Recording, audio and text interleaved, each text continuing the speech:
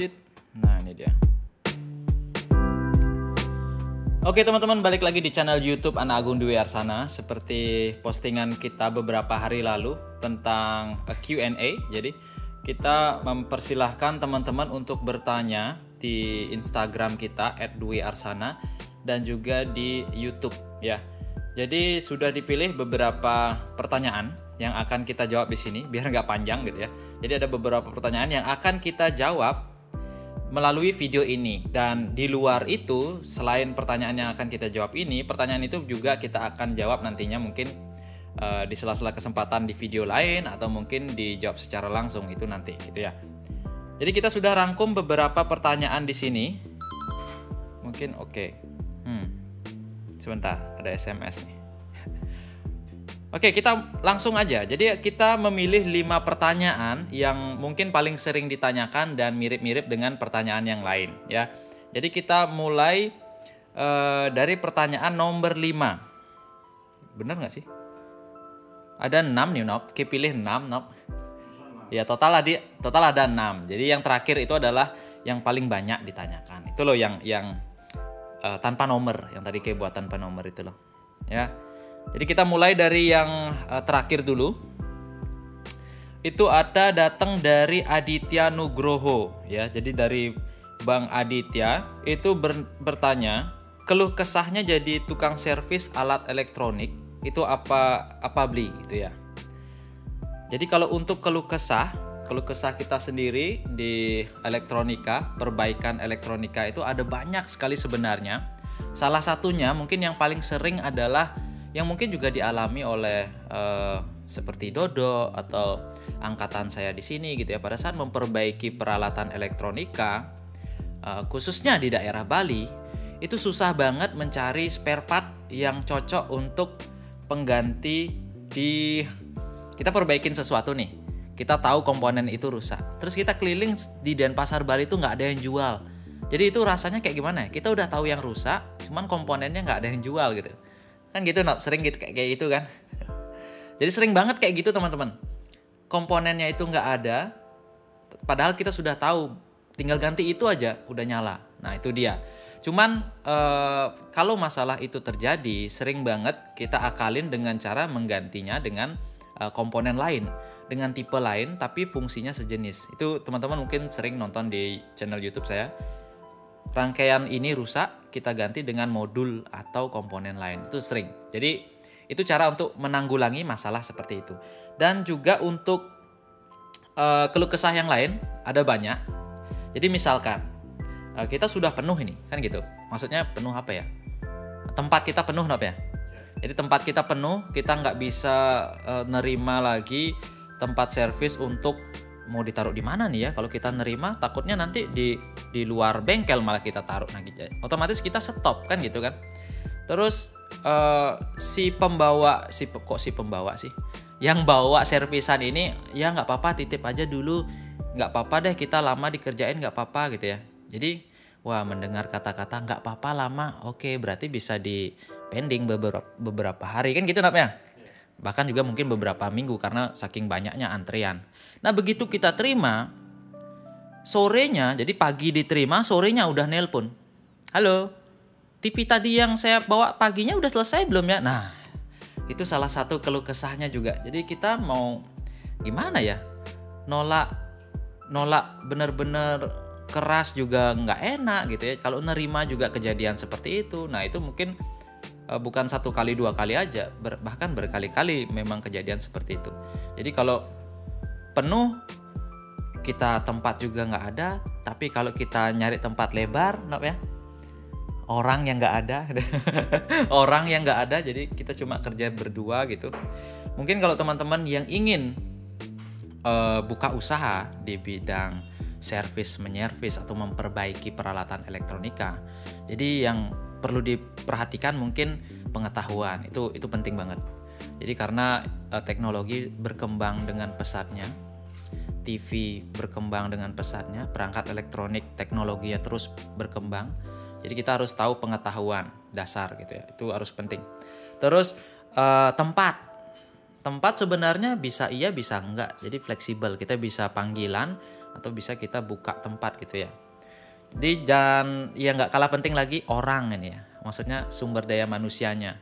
Jadi kalau teman-teman kerja sendiri dan mungkin teman-teman sudah dikenal di daerah teman-teman gitu ya, barangnya datang banyak, yang ngerjain cuma kita sendiri aja itu agak susah. Jadi teman-teman harus mungkin kerjasama dengan teman-teman yang sekolah gitu ya, maksudnya teman sekolah lah, misalkan jurusan elektronika, mungkin punya teman yang lagi nganggur bisa diajak gitu ya. Atau mungkin teman-teman yang buka bengkel ini otodidak, ya otomatis harus ngajarin dulu teman yang lain juga yang mau otodidak. Nah itu dia, itu keluh kesah yang paling sering kita terima. Terus kita lanjut ke pertanyaan berikutnya dari Suparli. Ini beneran King Opi Suparli kan? Supardi apa Suparli? Suparli. Nah ini pertanyaannya tentang Arduino teman-teman. Jadi Bang Suparli ini bertanya, Bang kalau main Arduino harus ngerti elektro dari akar kah?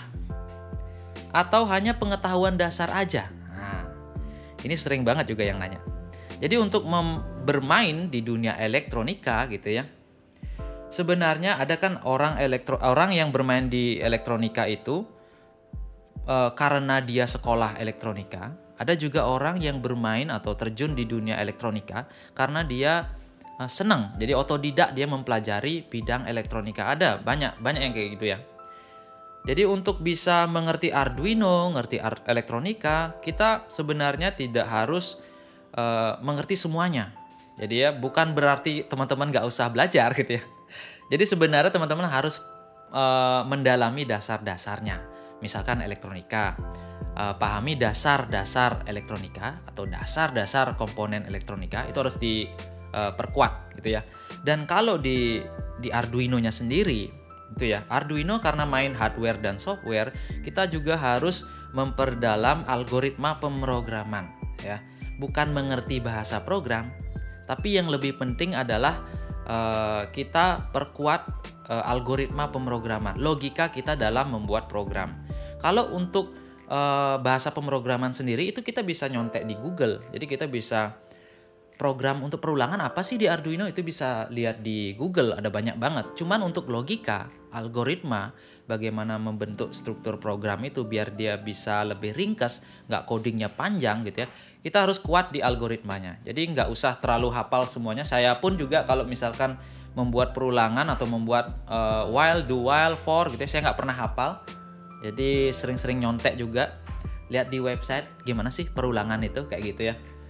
Yang penting algoritma, dan juga kalau untuk dari sisi elektronikanya, dasar-dasar komponen elektronika atau dasar-dasar teori elektronika. Transistor itu cara makainya gimana? Kaki, basis, kolektor, emitter itu apa maksudnya? Nah, itu harus dipahami juga. Jadi biar nggak salah nanti gitu ya. Oke, kita lanjut. Jadi pertanyaan berikutnya adalah dari Rahmat Fendi. Jadi Bang Rahmat Fendi ini bertanya, mau tanya Bli, gimana caranya troubleshooting elektronik yang cepat, yang benar, yang sesuai dengan problemnya. Wah ini to the point nih. Langsung kalau troubleshooting kita harus bisa dapat problemnya gitu maksudnya ya. Kadang saya suka masih bingung. Nah ini juga ya kita memang semua yang bermain di elektronika memang tujuannya pasti pengen troubleshooting langsung kena dengan problemnya gitu ya. Nah gimana caranya biar bisa efisien dalam troubleshooting elektronika? Jadi itu bisa kita lakukan dengan mungkin kalau yang biasanya sih karena pengalaman ya. Ini sering terjadi ya.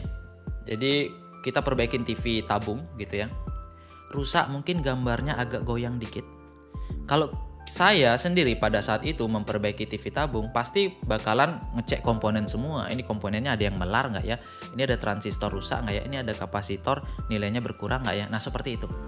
Tapi kalau kita tanya ke orang elektronika yang sudah senior di dunia TV tabung, pasti nanyanya, ini gambarnya goyang kenapa? Oh cek itu kapasitor di vertikalnya. Kok bisa di sana? Ya memang seperti itu. Nah kayak gitu. Jadi ada yang seperti itu teman-teman. Jadi ada karena pengalaman sehingga ngelihat kerusakan aja sudah langsung tahu bahwa komponen itu sudah harus diganti. Nah Kalau kita belum ada pengalaman, gimana cara troubleshooting? Dibilang susah-susah gampang gitu ya. Banyakan susahnya dari gampangnya. Jadi mungkin pertama kita harus juga kembali ke pertanyaan di awal tadi, jawabannya. Mengetahui dasar-dasar elektronika gitu ya. Jadi dasar-dasar elektronika dan juga dasar-dasar rangkaian elektronika yang menyusun perangkat elektronika tersebut. Seperti komputer, ini sudah pasti kan agak kompleks kan, agak ribet kan. Kita turun ke TV misalkan. Di TV itu ada power supply, terus ada bagian amplifier, ada bagian untuk ke layarnya. Nah, kita harus memahami blok-blok diagramnya dulu. Dari blok diagram tersebut kita pecah. Fungsinya kita harus tahu masing-masing bloknya gitu ya. Jadi misalkan kita menangani sering banget, oke sebelum kita lanjut. Jadi sering banget ada yang nanyain, "Bang, TV saya mati total, rusak di bagian mananya?" Nah, kalau pertanyaan seperti itu, "Bang, TV saya mati total, rusak di bagian mananya?" Kalau saya jawab, coba cek speakernya, kan nggak mungkin kan. Jadi ini dulu di zaman kita SMK, ingat nggak Ki?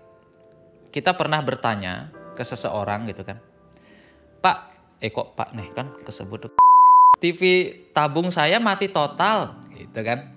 "Rusaknya di bagian mana?" Terus kita diberikan jawaban, "Oh, TV tabung mati total. Coba cek casingnya dulu. Biasanya casingnya kendor." Gitu. Ingat gak Ki? Ki waktu itu ada apa gak ya? Oh, nggak ada ya. Jadi aku sama teman-teman lain gitu.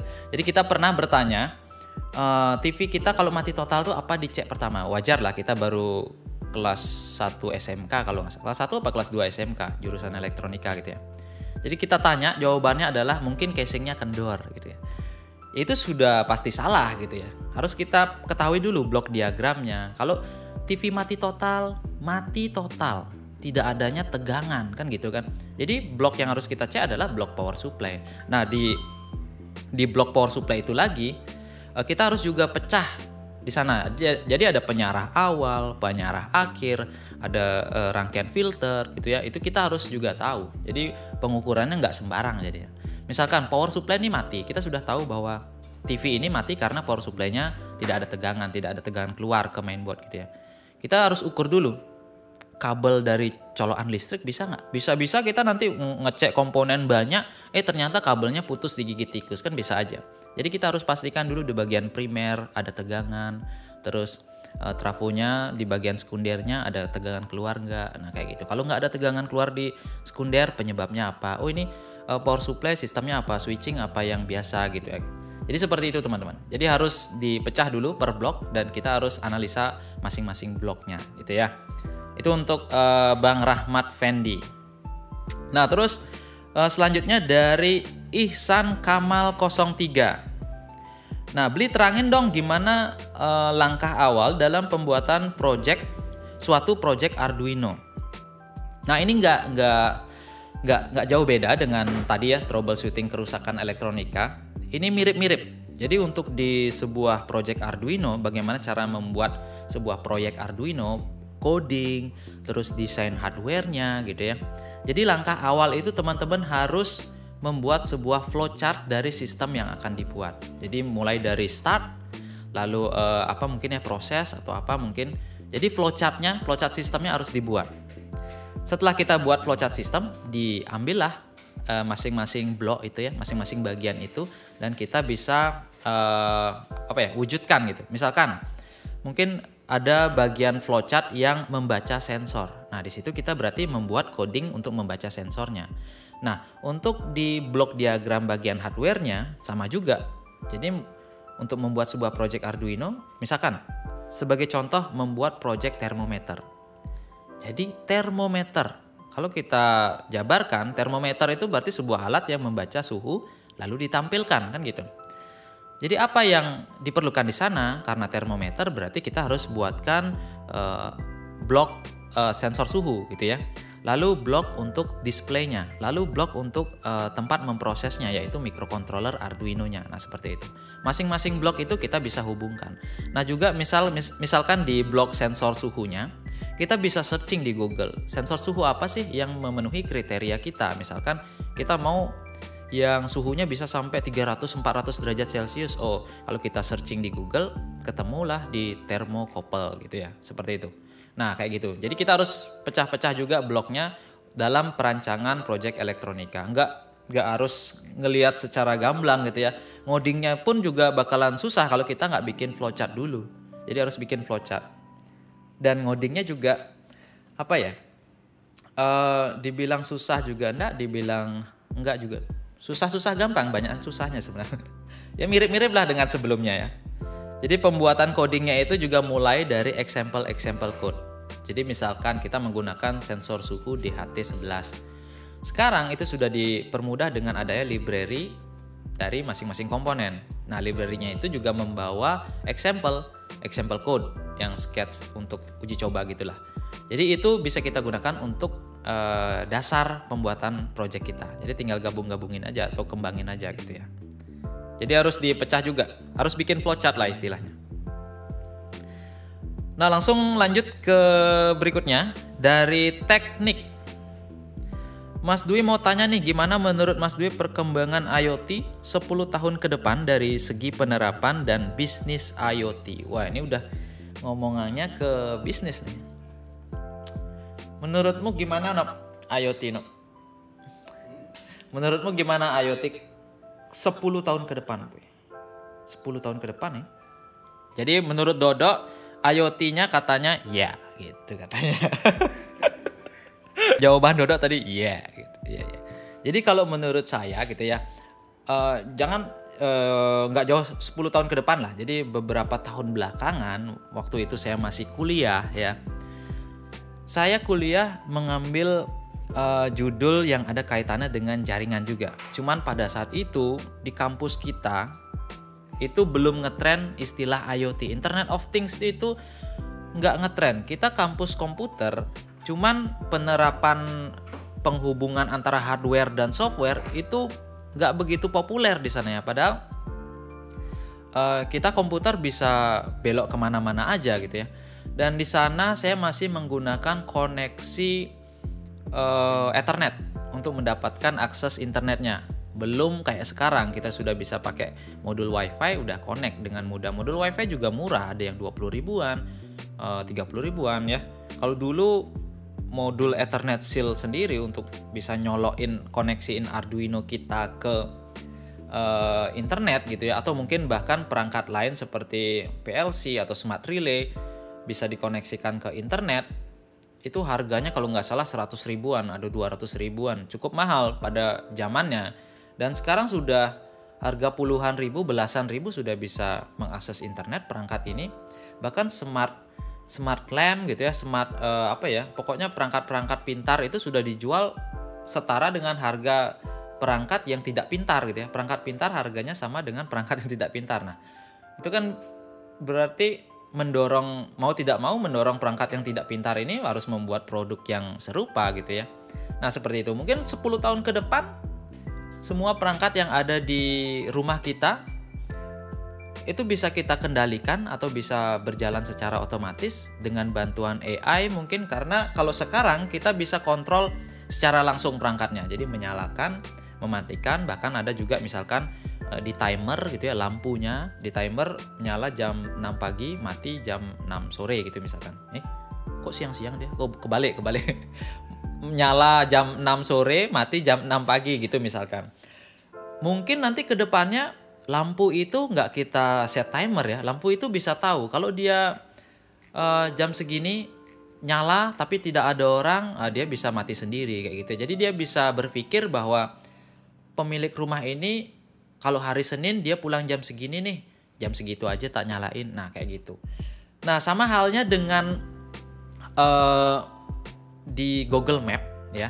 Jadi di Google Map itu kalau teman-teman sering buka Google Map, kan kita bisa tracking nih atau mencari jalur tercepat ke lokasi tujuan kita. Nah sebenarnya si Google itu kan mengambil data dari masing-masing handphone kita untuk diproses sama AI-nya Google atau artificial intelligence-nya Google. Nah, di sana si AI-nya Google ini berpikir, oh ternyata di jalan ini kalau hari Senin dia macet. Kasih tanda merah di hari Senin minggu depan. Nah, jadi kita bisa tahu Senin minggu depan jam segini biasanya macet. Nah, kayak gitu ya. Jadi itu salah satu penerapan IoT yang digabungkan dengan AI atau artificial intelligence. Nah, seperti itu. Kedepannya mungkin malah lebih heboh lagi. Kita bahkan baru duduk di depan TV kita aja, mungkin udah langsung dicariin. Biasanya kalau pemilik rumah duduk jam segini di hari ini, nyarinya channel ini. Langsung dah dibukain siaran apa gitu ya, Doraemon atau segala macam. Nah, kayak gitu. Mungkin seperti itu perkembangan IoT mungkin beberapa tahun ke depan, nggak 10 tahun ya. Mungkin beberapa tahun ke depan udah kayak gitu. Bahkan di kendaraan pun sekarang sudah seperti itu ya, dengan adanya bantuan 5G sekarang. Jadi transmit dan receive data udah latensinya udah kecil banget. Dan ini adalah yang terakhir, pertanyaan yang paling sering banget ditanyain oleh beberapa teman-teman, baik itu di Instagram ataupun juga di YouTube.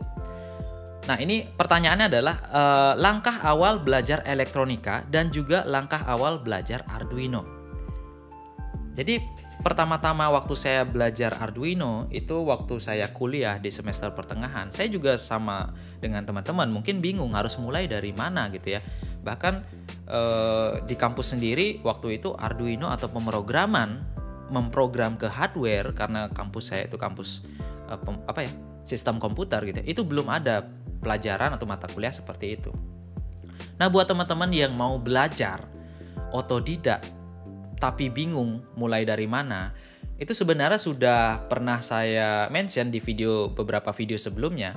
Itu ada namanya website di indobot.co.id ya. Jadi di indobot.co.id itu ada kayak menu khusus untuk belajar. Kalian mau belajar apa nih? Elektronika dasar, ada di sana menunya.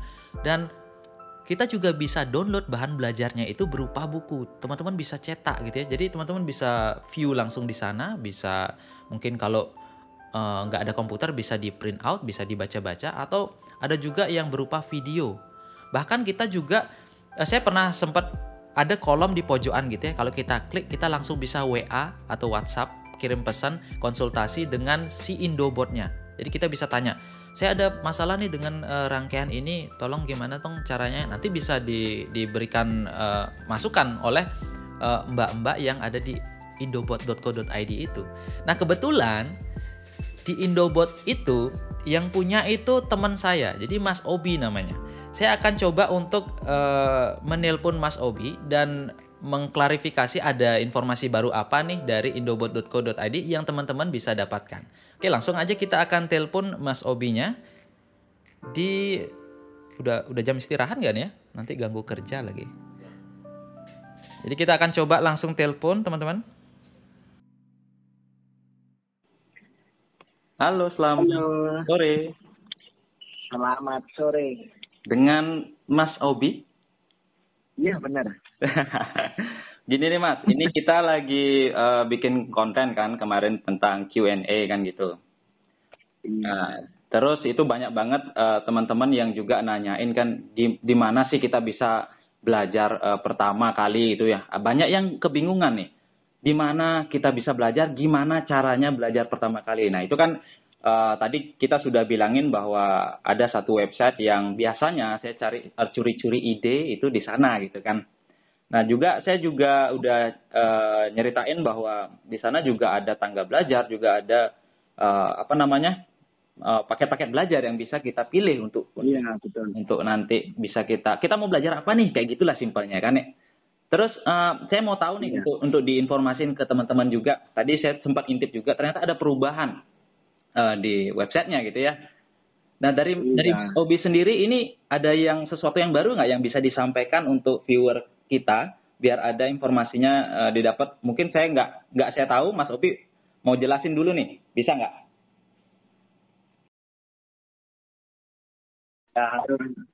Halo. Halo. Ya. Itu tadi kenapa ya? Nggak tahu, ini saya nggak ngapa-ngapain juga. Ini. Oh iya, mungkin di sini emang sinyalnya jelek atau pulsa saya bisa nggak dapat ngecek. Nah, kita lanjut aja, Mas Obi ya.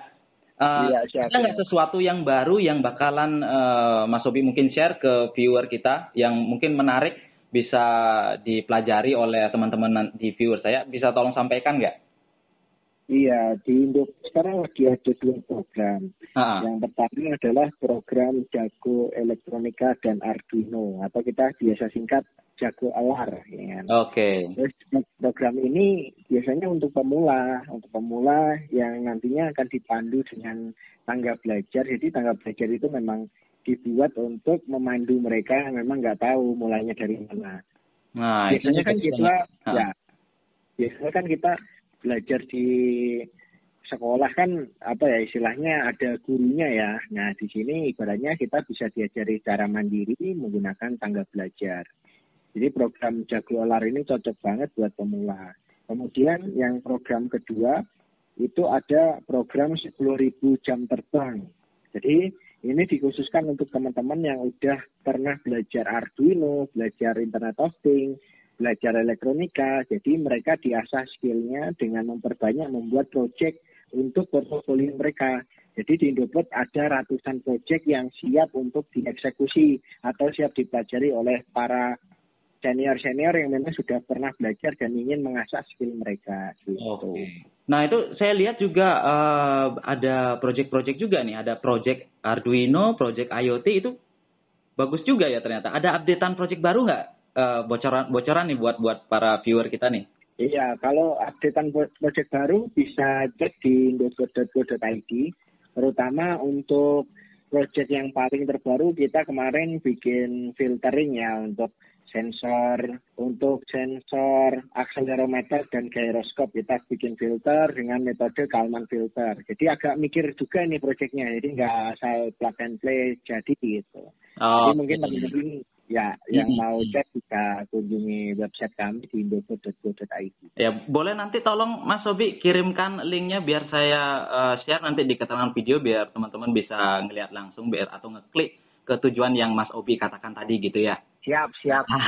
Jadi biar mempermudah kan, kalau saya nanti ntar semuanya saya copy linknya biar fokus teman-teman yang mau belajar ini silahkan langsung ke link ini. Nah gitu Mas Obi ya. Iya, siap, mantap juga. Baik, terima kasih Mas Sofi. Ini sudah sedia saya di telepon ini. Makasih nih. Iya, sama-sama. Ini saya posting nggak apa-apa ya? Oh, nggak apa-apa. Oh iya. Baik, nanti kalau lain waktu saya telepon nggak masalah ya. Tapi saya izin dulu. Nggak masalah. Siap. Baik. Siap Mas Sofi. Terima kasih atas waktunya. Sampai jumpa di video saya selanjutnya. Ya, sampai jumpa. Selamat sore. Sore.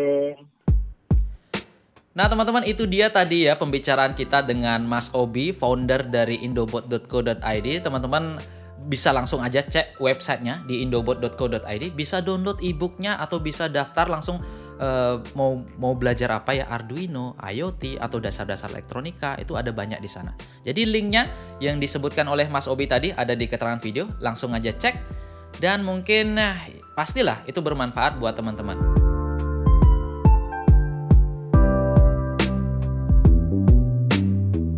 Nah teman-teman, itu dia tadi 5 pertanyaan yang sering ditanyakan dan juga 1 pertanyaan yang paling sering ditanyakan di Instagram dan juga di YouTube kita ya.